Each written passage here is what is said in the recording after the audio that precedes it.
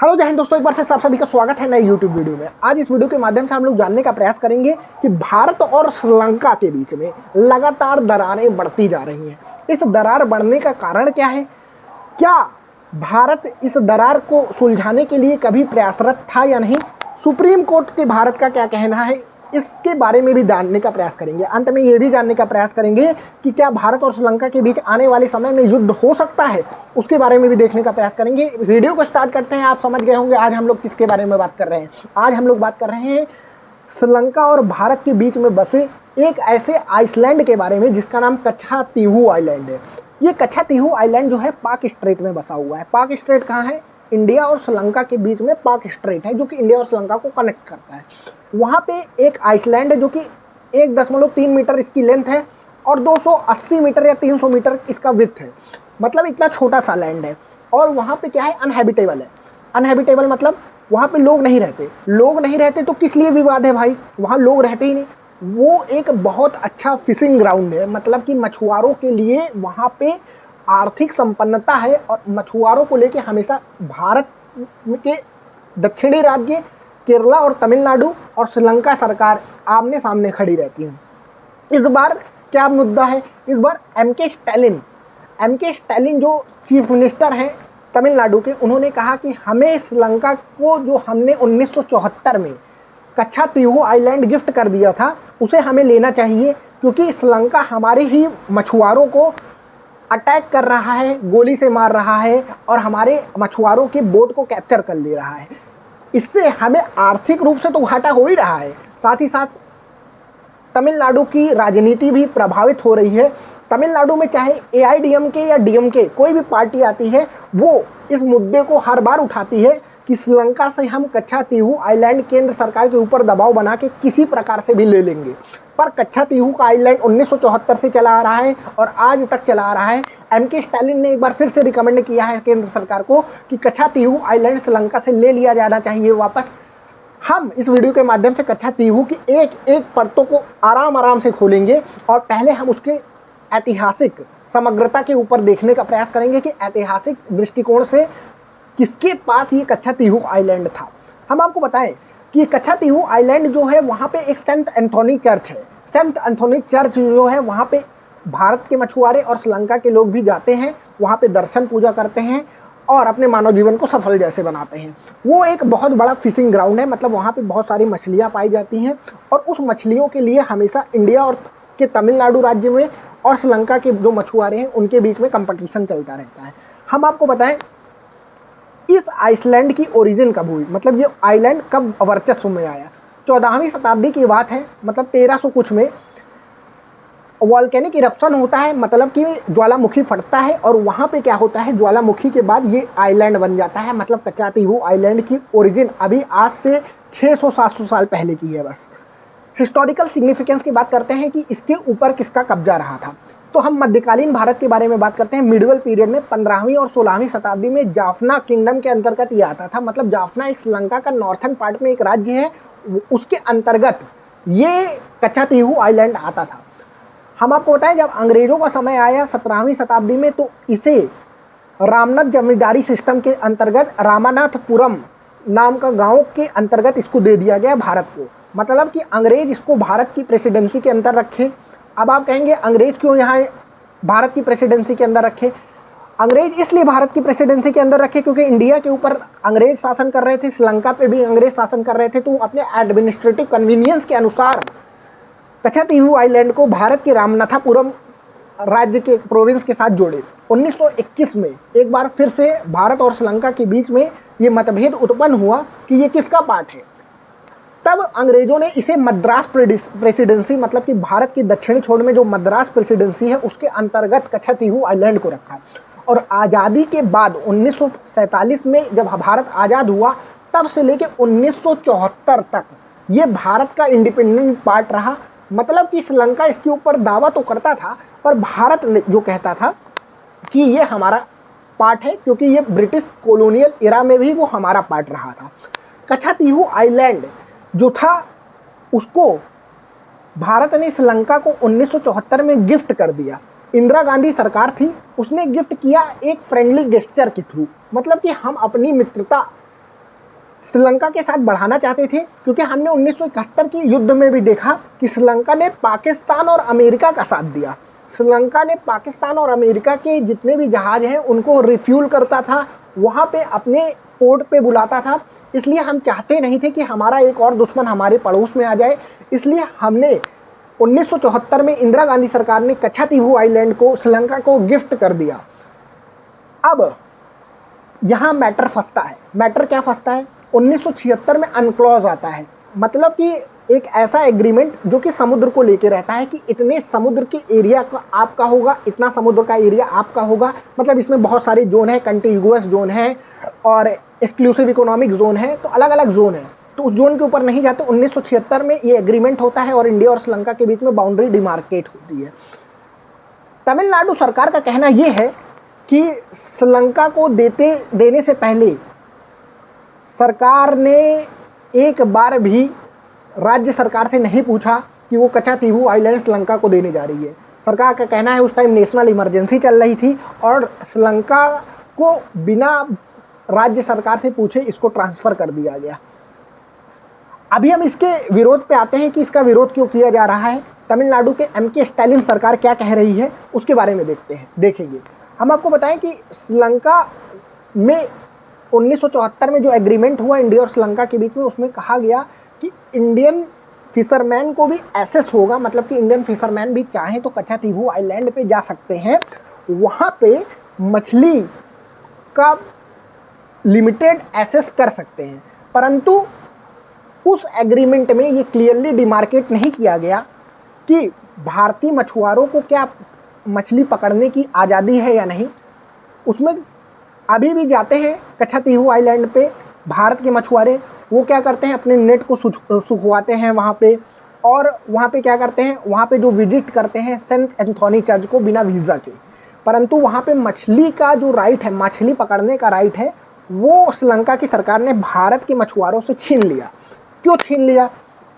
हम आपको बताएं कि श्रीलंका में बहुत दिन से सिविल वॉर चल रहा था, मतलब कि आंतरिक अशांति फैली हुई थी और 1983 से लेकर 2009 तक ये आंतरिक अशांति फैली हुई थी। तो हम आपको बताएं कि श्रीलंका का थोड़ा इतिहास बता देते हैं कि जो उसका नॉर्थन पोर्शन है, मतलब कि जो भारत से सटा हुआ पोर्शन है, वहाँ पे LTTE ग्रुप था, जो मिलिट्री ग्रुप था, जो कि श्रीलंका की सरकार जो कि साउथ में है उससे लड़ रहा था।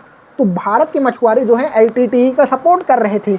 वो चाह रहे थे कि LTTE का शासन रहे, जिससे वो आराम से जाके मछली को वहाँ से पकड़ सकें। परंतु 2009 में श्रीलंका की सरकार ने जब LTTE शासन को ख़त्म किया और पूरा नॉर्थन पोर्शन जो जाफना वाला पोर्शन है उसको अपने कंट्रोल में कर लिया 2009 में, तब 2009 के बाद श्रीलंका की सरकार ने भारत के मछुआरों को पकड़ के उनकी बोट को कैप्चर किया, बहुत सारे तमिल फिशरमैन को शूट आउट कर दिया और बहुत सारे पॉलिटिकल, मतलब कि बहुत सारे ऐसे प्रिजनर बना दिए, मतलब कि अपने जेल में बंद करके उनके साथ ह्यूमन राइट का वायलेशन किया गया, जिसका तमिलनाडु सरकार, ये तमिलनाडु में आई आज तक की सरकारें विरोध करती आई हुई हैं। तो कुल मिला जुला के ये कहना है कि श्रीलंका ने भारत के साथ क्यों ऐसा किया, क्योंकि भारत की जो फिशरमैन हैं जो तमिलनाडु के साथ संपर्क में थे, वो LTTE ग्रुप का सपोर्ट करते थे, जो कि वहाँ की मिलिट्री ग्रुप थी, जो कि तमिलनाडु सरकार के अगेंस्ट में फाइट कर रही थी। इसलिए तमिलनाडु की सरकार जब वहाँ पावर में आती है तो इंडिया के फिशरमैन को टारगेट करना शुरू कर देती है, और ये टारगेट अभी तक लगातार चलता हुआ आया है। इंडिया के फिशरमैन की बोट को टारगेट किया जाए, इंडिया के फिशरमैन को टारगेट किया गया, और 2009 के बाद में श्रीलंका गवर्नमेंट जब फुल सपोर्ट में आती है तो वो श्रीलंका की सरकार का कहना है और श्रीलंका के फिशरमैन का ये कहना है कि इंडिया वाले क्या किए कि अपने जो जोन है जहाँ पे इंडिया वाले रहते हैं, उन्होंने अपने पोटेंशियल को पूरा हार्नेस कर लिया, मतलब कि जितने भी फिश हैं उनके जोन में जितने आते हैं इंडिया के, वो पूरा निकाल चुके हैं। और श्रीलंका में क्या चल रहा था, श्रीलंका में 1983 से मैं बताया 2009 तक सिविल वॉर चल रहा था, मतलब कि आपस में द्रोह चल रहा था। तो नॉर्थ वाले पोर्शन में उतनी फिशिंग को कैप्चर नहीं किया गया है जितना कि इंडिया ने कैप्चर कर लिया। तो इंडिया कैप्चर किया अपने जगह, पर श्रीलंका का वो मछली क्या हुआ, उत्पाद लगातार होता रहा। तो अब इंडिया के साइड में फिशिंग कम हो गई है, मतलब कि मछलियों की संख्या कम हो गई है। तो इंडिया के फिशरमैन और बोटमैन पहुंच जाते हैं श्रीलंका, वहां पे जाके बॉटम ट्रॉलिंग करते हैं। बॉटम ट्रॉलिंग मतलब ऐसी ऐसी मशीनें रखे हैं जिससे पूरे के पूरे जितने फिश हैं वो एक बार में ऊपर आ जाते हैं, जिससे बहुत सारे एल्गी और मॉसेस को भी नुकसान होता है। तो श्रीलंका की सरकार इसका विरोध करती है कि भारत के फिशरमैन जो है उनके पास एडवांस टेक्नोलॉजी है जिसका वो मिसयूज करते हैं, इसलिए हम उनको कैप्चर करते हैं, उनको मारते हैं और उनकी बोट को कैप्चर करते हैं। ये आरोप श्रीलंका की सरकार लगाती है। अभी रिसेंटली क्या हुआ, एमके स्टैलिन जो कि तमिलनाडु के चीफ मिनिस्टर हैं, उन्होंने कहा है कि हमें श्रीलंका से ये जो पोर्शन जो हमने उनको सीड किया था उसको वापस लेना चाहिए। हम आपको पता है इसके पहले जयललिता जो थी वो कोर्ट पहुंच गई, सुप्रीम कोर्ट, और सुप्रीम कोर्ट में कहा कि श्रीलंका से हमें ये पोर्शन वापस लेना चाहिए क्योंकि वो इलीगली अनकॉन्स्टिट्यूशनल तरीके से हमने श्रीलंका को गिफ्ट किया। उनका ये कहना था कि हमारे संविधान में बिना मतलब कि स्टेट से कंसल्ट करने की बिना कैसे हम अपनी टेरिटरी को उनको सीड कर सकते हैं। और बेरूबारी केस हुआ था भारत में, जिसमें क्या था कि इंडिया अपने कुछ पोर्शन को पाकिस्तान को देता है और पाकिस्तान कुछ पोर्शन को अपना इंडिया को देता है। तो उस जजमेंट में सुप्रीम कोर्ट ने ये कहा था कि इंडिया की टेरिटरी अगर हम किसी भी देश को देते हैं, मतलब सीड करते हैं, तो हमें अपने अनुच्छेद 368 में परिवर्तन करना पड़ेगा। मतलब अंडर आर्टिकल 368 के अलावा ये नहीं हो सकता, आर्टिकल 1 और 3 के तहत नहीं हो सकता।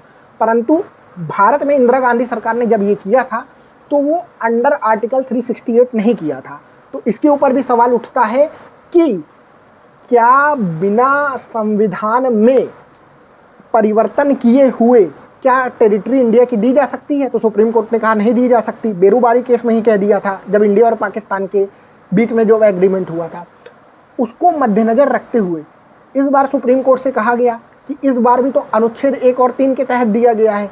सुप्रीम कोर्ट ने इस बार कुछ जवाब नहीं दिया। सुप्रीम कोर्ट नहीं चाहती कि भारत ने जो पोर्शन श्रीलंका को दे दिया है, अगर अब वो पोर्शन वो श्रीलंका से मांगती है वापस, तो श्रीलंका तो वैसे भी देने वाली नहीं है और भारत और श्रीलंका के बीच में युद्ध की सिचुएशन उत्पन्न हो सकती है। इसको रोकने के लिए सुप्रीम कोर्ट ने कहा ये पार्लियामेंट के ऊपर है, पार्लियामेंट समझे। सुप्रीम कोर्ट ने सरकार से ये सवाल पूछा, मोदी सरकार से, कि आप क्या अपने पोर्शन को वापस लेना चाहते हैं? तो सरकार ने पूर्ण रूप से मना कर दिया। सरकार हमेशा ये आरोप तो लगाती है इंदिरा गांधी सरकार पे कि इंदिरा गांधी की सरकार ने कच्चातीहू आइलैंड को श्रीलंका को सौंप दिया, पर जब सुप्रीम कोर्ट ने सरकार से पूछा कि क्या आप कच्चातीहू आइलैंड वापस लेना चाहते हैं, तो सरकार ने कहा हमारा कोई इरादा नहीं है, क्योंकि सरकार को भी पता है कि भारत और श्रीलंका के बीच में युद्ध हो सकता है और भारत वैसे ही 2 जगह से युद्ध करता है, चीन और पाकिस्तान से।